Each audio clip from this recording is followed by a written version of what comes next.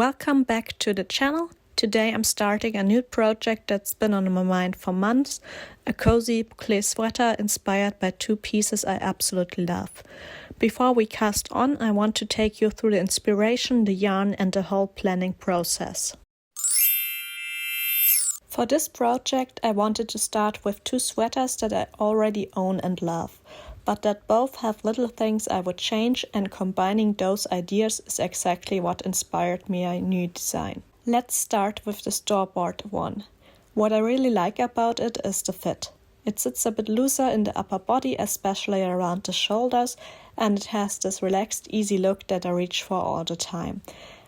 I also love the black, it works with almost everything, and I honestly wear this one a lot for sports or warm-ups because it is loose without being oversized. But there are two things I don't love. First, it's quite short. When it's cold, I instantly feel a draft around my stomach, which gets annoying fast. And the second thing is the visible seams on the front. They are a strong design element and interesting in theory, but for my personal taste they're just a bit too prominent. The second piece is a hand-knitted sweater, which I designed myself, and there are so many things I adore about it. The color, the texture, the overall shape, and especially the sleeve length. I also really love the tying detail, it makes it so adjustable and flattering. But even here, there are things I would change. This sweater could definitely be a bit more fitted, and it has quite a bit of extra fabric under the arms. When I move, the fabric tends to bunch up a little, and that's something I want to improve on in the new version. So for this new project, I want to bring together the best parts of both sweaters. It should be still cropped, but a little bit longer, so it doesn't feel drafty. More shaping in the waist for that fitted silhouette, no visible front seams, and a construction that leaves less excess fabric under the arms. With that vision in mind, let's look at the yarn I chose and how its properties influence the construction. For this design I chose a Bouclé yarn, or rather the yarn chose me. When I went to my local yarn store to shop the summer sale, one of the attendees heard me talking about my love for alpaca yarn, and she came up to me and showed me this new in Bouclé yarn, and what can I say? It got me hooked. The yarn is the Nera Orsetto by Lana Grossa in the colorway 4. It is a rather thick yarn. The recommended needle size is a 6 to 7 millimeters. The gauge is 12 stitches and 16 rows per 10 centimeters. It is a blend of merino wool and alpaca wool. It's 50 grams with 75 meters, so it doesn't run for very long. For a little contrast and stability, I chose to do the ribbing in another yarn, and in this case the cool wool, also by Lana Grossa, in a similar berry color for a little bit of contrast. It's a lot thinner yarn. It has a recommended needle size from 3.0 to 3.5 millimeters, and the gauge is 24 stitches and 34 rows for 10 centimeters, so about double the stitches that the Orsetto needs. While knitting the gauge, I started out with 6 millimeter needles. I am a very loose knitter, so I prefer to start with the smaller recommended needle size, and while knitting the gauge I already saw that it didn't really work out. It was pretty loose, you could see through the stitches, so halfway through I switched to 5 millimeter needles and continued to knit the gauge, and after blocking I immediately saw that the 5 millimeters were way better, so I will be knitting with the 5 millimeter needles. I'm not swatching the cool wool by Lana Grossa.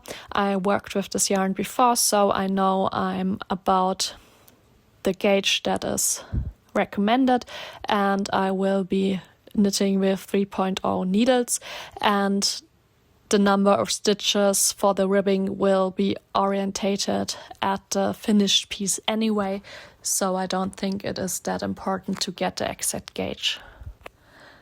I thought about different construction methods. A simple drop shoulder would work with bouclé, but it doesn't give me the fitted upper body I want, and there's a big chance that there would be excess fabric under the arms, and also with my body shape a drop shoulder is not ideal for me. A classic raglan would be an easy option. It's my normal go-to construction method because I like to work top down, but I thought I would like to do something else this time, and you wouldn't see the diagonal lines in the bouclé anyway.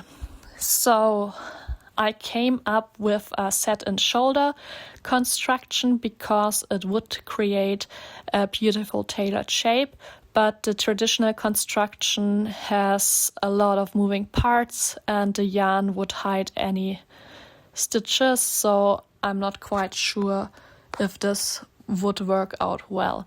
While contemplating, I came across the contiguous set-in method, which is a form of a set and shoulder, but you can work it in one piece and top down. So this is the construction I settled on. The contiguous set-in method gives me the structure of a set-in sleeve, but without the complexity. It lets me shape the shoulders and upper chest in a very controlled way, while still working completely top-down. It's supposed to be perfect for creating a slightly oversized upper body, while keeping everything tailored and being able to make a beautiful neckline and shoulders.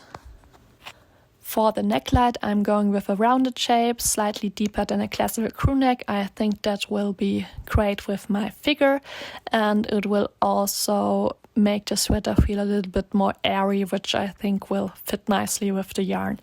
The silhouette will be cropped and more fitted at the waist. I'm not quite sure if I will do some decreases along the way or if I want a more gathered effect, but with working top down, I will be able to try it on and see how the yarn will look on the body. In the next video, I'll probably show you the cast on using the contiguous method, the shaping of the shoulders and starting building the neckline, and we'll just see how far I will come.